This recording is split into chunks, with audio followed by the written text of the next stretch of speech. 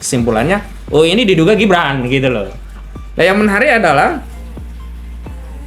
justru banyaknya pembelaan kepada akun ini tidak membuat orang percaya bahwa akun ini bukan punya Gibran. Justru makin yakin, oh bener nih punya Gibran. Contoh Budi Ari Setiaji kan dari Menkominfo, dia itu kan menyatakan oh itu bukan punya Gibran. Lalu punya siapa? Ya nggak tahu. Itu kan tidak bernilai pernyataan. Justru kita makin itu curiga. Dan itu menteri ya yang ngomong. Iya menteri curiga. Jangan-jangan ini menteri suruh nyebokin ini anak presiden. Kenapa statement daripada Budi Ari ini tidak bernilai? Pertama, dia bukan pemilik akun itu. Kalau namanya klarifikasi itu kan dari subjek yang dimaksud ya kan. Yang kedua, dia juga tidak tahu pemilik yang lain siapa, kecuali dia katakan ini bukan Pak Edi, ini namanya Pak Joko. Iya kan Pak Joko? Iya, saya bukan Pak Edi. Nah, jelas gitu kan. Di brand ini sebenarnya tidak dengan akun Fufafa pun punya potensi besar untuk dimakzulkan. Dan pemakzulan itu kan sebenarnya bukan proses hukum loh. Itu proses politik. Maksudnya begini, yang dibutuhkan di dalam proses pemakzulan itu bukan kesalahan hukum, tapi kesepakatan politiknya seperti apa. Gus Dur itu dimakzulkan itu tanpa putusan pengadilan. Ada kesepakatan politik, dia lengser. Presiden Soeharto lengser itu juga tidak ada putusan pengadilan menyatakan dia mundur. Iya, karena ada kesepakatan politik ditekan, dia mundur. Ganti. Nah, kalau pasca Jokowi sudah tidak menjabat, ternyata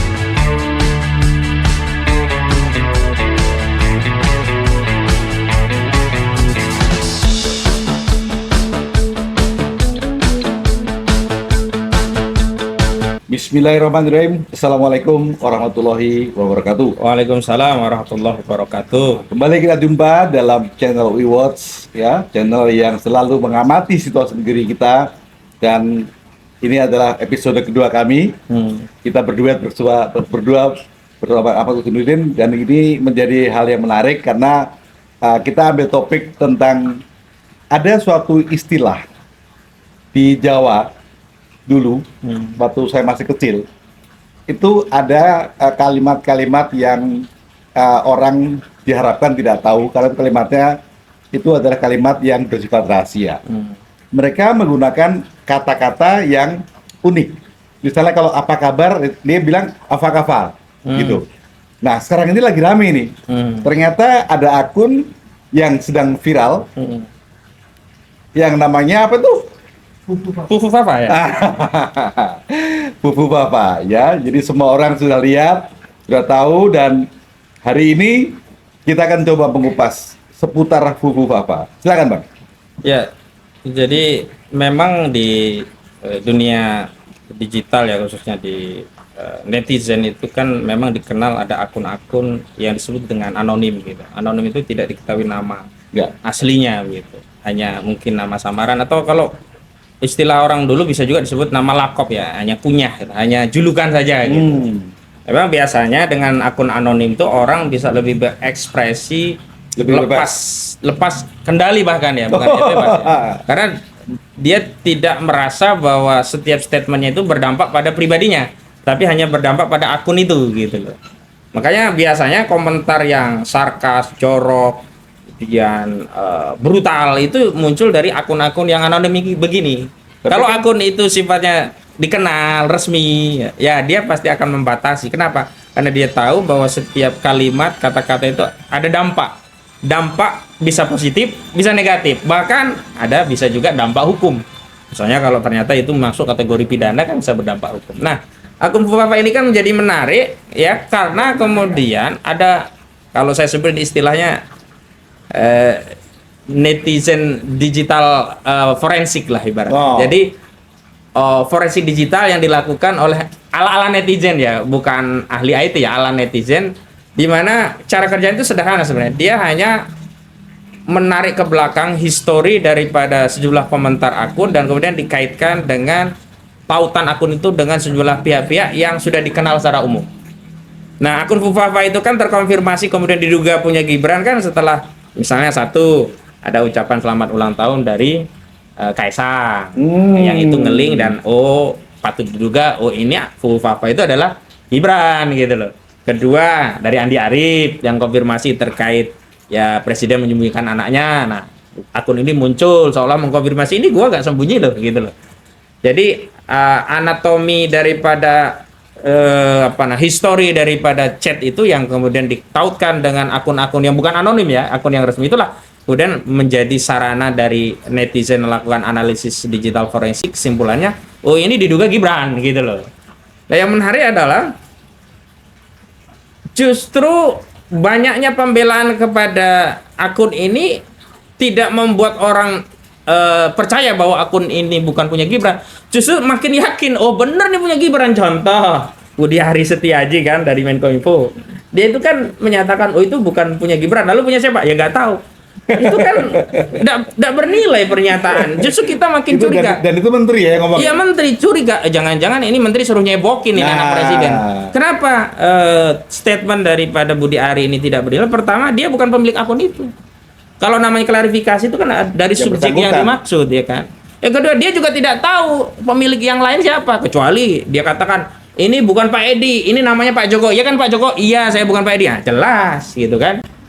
Terus ketiga, kalaupun dia berusaha mengungkap di balik itu bukan Gibran, dia bukan seorang ahli digital forensik.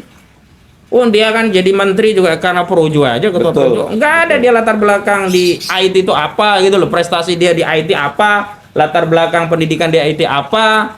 Ya karena dia Projo aja gitu loh. Projo waktu dulu sebelumnya kan menteri dari Nasdem karena kasus BTS kosong. Nah, dihukumlah si Nasdem ini, dibuang. Nah, karena Jokowi nggak percaya partai, ditaruhlah orang kepercayaan dari Projo gitu.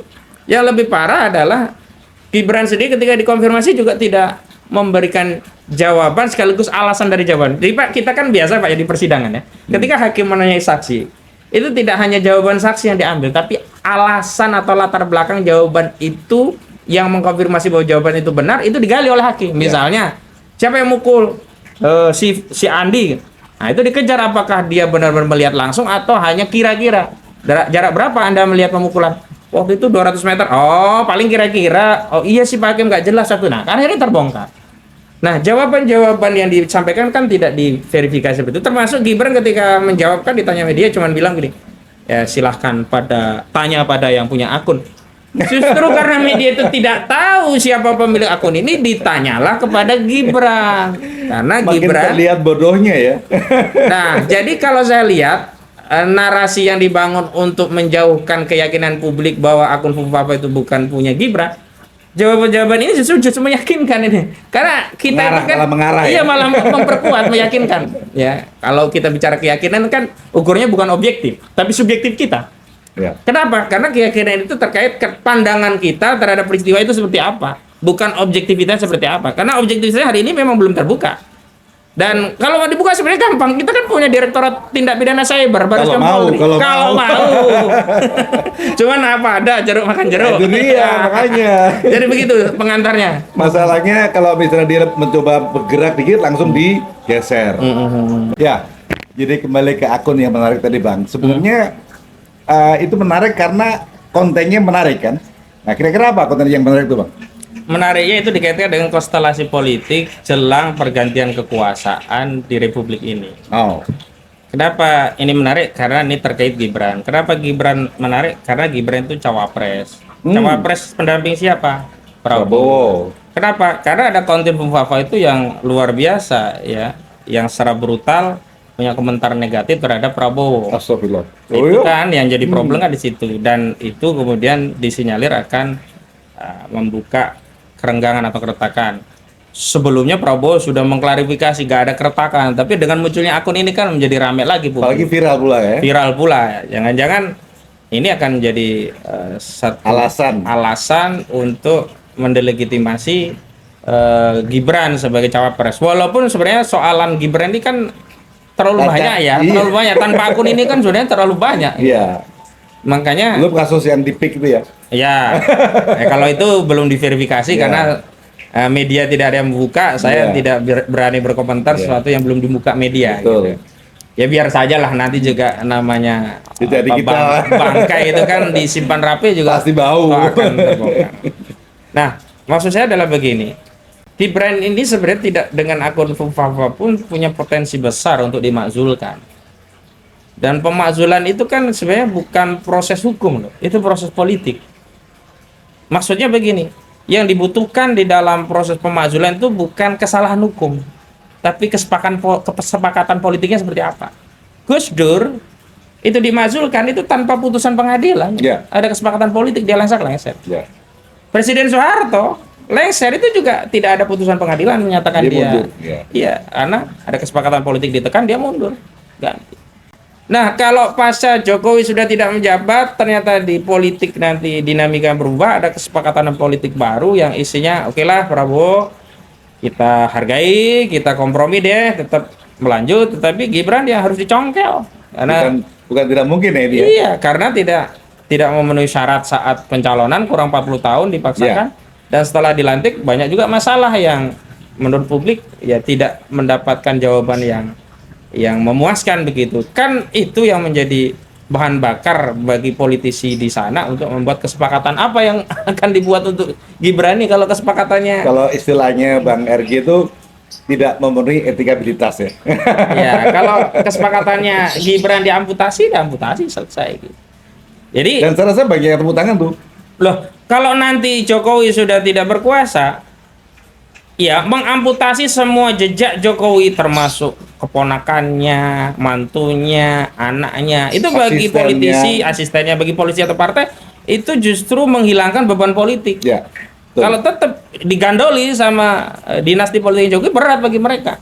Jadi begitu ada tuntutan publik agar ya kalau dulu kan bersihkan kabinet ya dari anasir PKI misalkan, kalau sekarang bersihkan pemerintahan dari anasir dinasti politik Jokowi, oh senang sekali itu politisi, lega karena mereka juga jengkel selama ini dipendem. Iya, mereka itu kan di penjara oleh kasus-kasus, tapi nggak berani berontak. Yang bisa berontak kan kayak kita ini kan ngomong enak kan karena nggak punya kasus, nggak ada beban.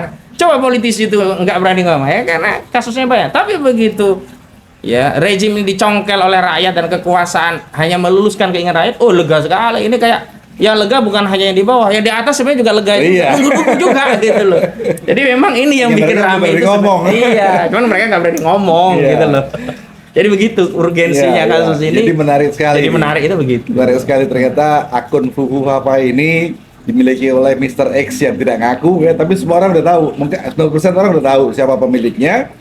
Kemudian ada Menkominfo yang mencoba mengklarifikasi justru jadi bumerang buat dia. Intinya bahwa rakyat itu tidak sebodoh yang mereka kira. Jadi mari kita terus waspada, kita tingkatkan terus waspada, dan menjelang hari-hari terakhir ini mungkin saja akan ada lagi peristiwa menarik yang perlu kita perhatikan dan sikapi, dan kami di UWOS terus perhatikan karena kita terus akan meningkatkan veritas, probitas, justisia. Masih. Assalamualaikum warahmatullahi wabarakatuh. Waalaikumsalam warahmatullahi wabarakatuh.